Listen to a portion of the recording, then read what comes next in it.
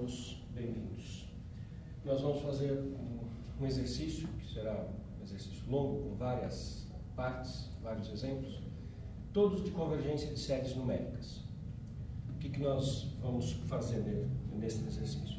Eu vou fazer uma comparação usando todos os critérios de convergência de séries. Nós temos vários critérios para convergência de séries numéricas, e uma coisa que é uma dúvida muito frequente, que é absolutamente normal que aconteça quando o aluno está começando a estudar esse tema, é que ao se deparar com uma série numérica, ele tem a dúvida sobre qual critério usar. Então eu vou fazer uma gama de exercícios, vários deles, e sempre discutindo a aplicabilidade dos vários critérios. Uma primeira coisa a dizer: não existe uma regra geral que te permita saber, dada uma série, qual é o critério mais adequado. Isso vem da experiência, vem do trabalho contínuo, fazendo exercícios, treinando, é que a gente consegue desenvolver aquela intuição que ajuda a encaminhar os exercícios. Quais são os critérios todos que nós temos para convergência de séries numéricas? Aqui está a lista dos critérios mais básicos. Nós temos o critério do termo geral, o critério da comparação e a comparação do limite, o critério da integral, o da razão e da raiz, que são muito parecidos, e o critério de Leibniz. Eu vou então fazer vários exercícios, e a cada exercício eu recordo o que é que aquele critério diz, como é que você usa aquele critério. Então, o primeiro exemplo. Suponha que eu tenha a série de 0 a infinito, menos 1 elevado a n, arctangente n. Uma coisa que a gente tem que estar atento em todo exemplo de série. O critério do termo geral, o primeiro de todos os critérios, ele diz o seguinte: se a série é convergente, o termo geral tem que ir para zero. Se o termo geral não for para zero, a série não é convergente, não tem chance. Às vezes a gente se distrai, não analisa esse aspecto numa série numérica, e isso pode fazer com que a gente perca muito tempo, que a gente fique pensando que critério eu vou usar no arctangente, será que eu consigo comparar, alguma ideia desse tipo? E às vezes a gente esquece de observar preliminarmente que quando n vai para infinito, o arctangente n vai para π sobre 2. Isso é uma coisa que a gente pode se lembrar pensando no gráfico da função arctangente. A função arctangente tem um gráfico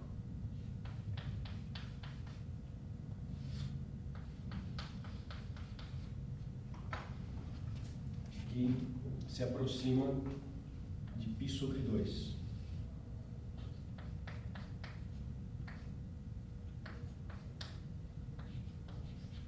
Então, quando o x vai para infinito, a arctangente se aproxima de π sobre 2. Então, quando n vai para infinito, a arctangente n se aproxima de π sobre 2. O fato de eu ter alternada tem conexão com o critério de Leibniz, mas não, porque como o termo geral não vai para zero, automaticamente essa série diverge.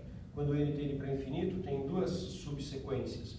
Quando n é par, isso tende para π sobre 2. Quando n é ímpar, tende para menos π sobre 2.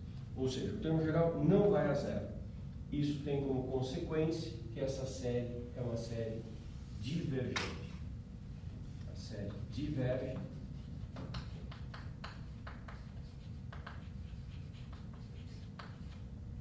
pois o termo geral AN não tem a zero. Na verdade, não tem limite a sequência do termo geral. Então, essa é a primeira coisa importante. Verificar se o termo geral vai para zero. Se o termo geral não for para zero, não tenho que ficar pensando na série. Ok? Agora vamos olhar um outro exemplo.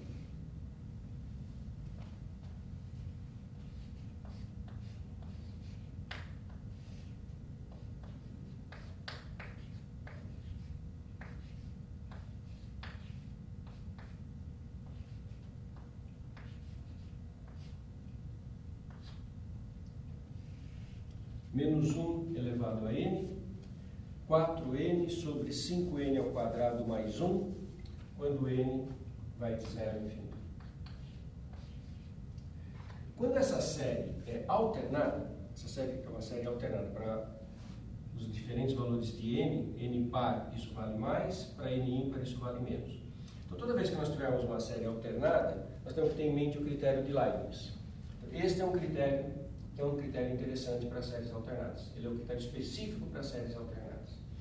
E outra coisa, quando eu tenho uma série alternada, é muito natural fazer a seguinte pergunta: comparar se ela converge só ela e se comparar se converge a série em módulo. Esquecer da alternância e analisar também em módulo. E aí nós vamos para aqueles conceitos, que são os conceitos de convergência absoluta e condicional. Então, eu vou olhar para essa série e começar a analisar. Primeira coisa que eu vou fazer é o critério de Leibniz. O que o critério de Leibniz afirma? Eu tenho que olhar 3 características da série, na verdade, da sequência dos termos que estão aqui. Então, eu vou ter que olhar 3 coisas. Vou ter que olhar primeiro esse termo aqui. Se esse termo vai para zero ou não. Mas eu vou separar a parte positiva. Então, primeiro eu vou olhar a parte positiva. Eu tenho 4n, 5n ao quadrado mais 1. Isso é positivo. É importante observar que essa parte seja sempre positiva, porque daí fica claro que é uma série alternada, que a troca de sinal se dá por causa do menos 1 elevado a n. A outra coisa que eu tenho que olhar é se isso vai para zero. 4n sobre 5n2 mais 1, se isso tende a zero.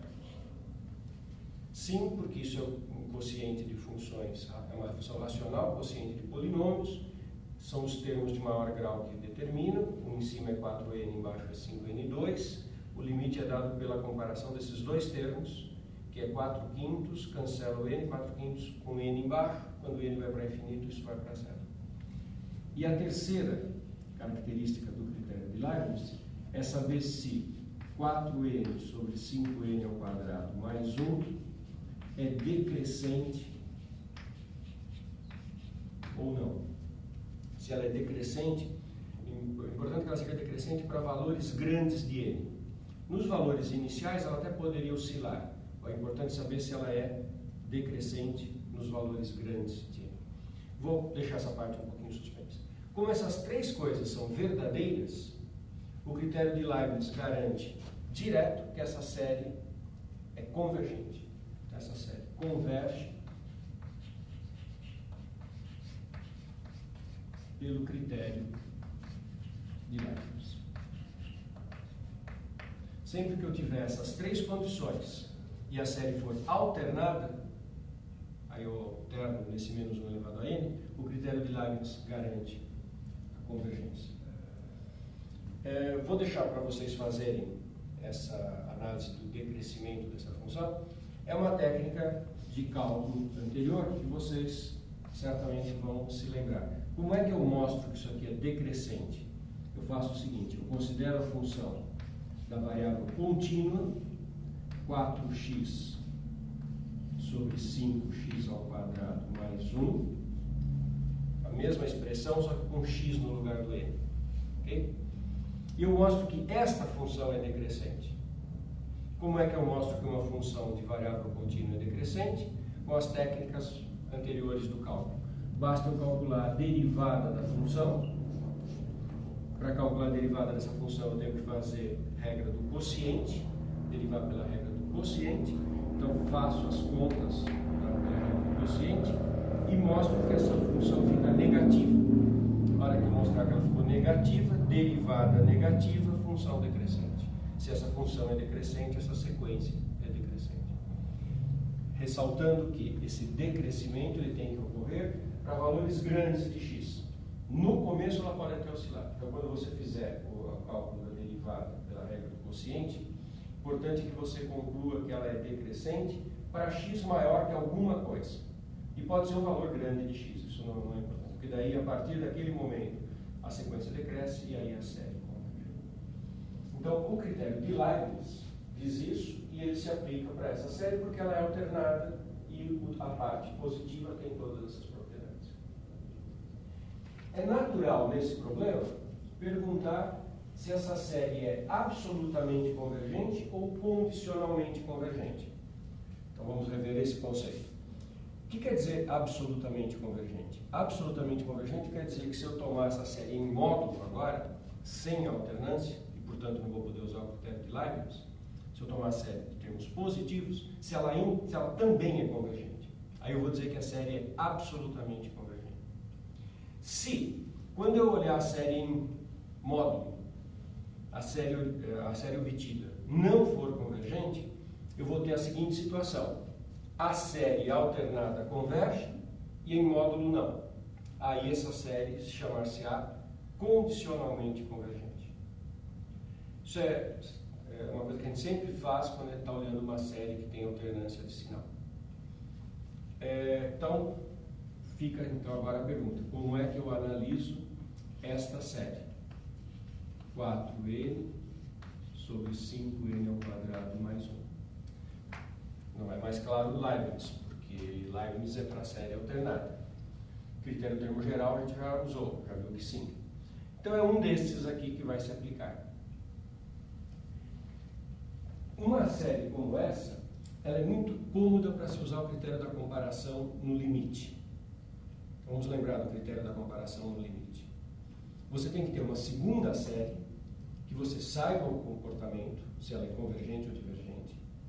E dessa segunda série, que você sabe o comportamento, você tem que perceber que ela tem a mesma ordem de grandeza que essa. E daí você faz o limite do quociente, que eu já vou fazer. Então vamos pensar um pouquinho. Uma série que eu conheça e que tenha a mesma ordem de grandeza que essa. Como isso aqui tem o n em cima e n ao quadrado embaixo, e eu repito, nas funções racionais os maiores graus aqui prevalecem, é importante que a sua intuição avance para que você, nesse momento, olhe e diga: então está, essa série aqui é da ordem de grandeza de 4 sobre 5n, ou 1 sobre n. A constante na frente não altera nada. Então, é importante que você perceba que essa série é comparável com 1 sobre n.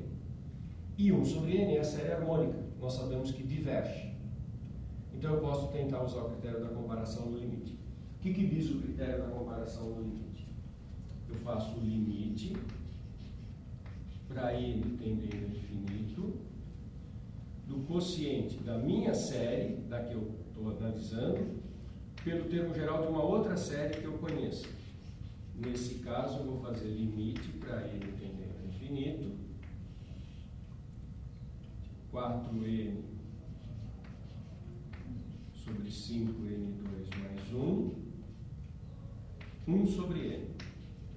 Como eu estou dividindo por 1 sobre n, é multiplicar pelo inverso.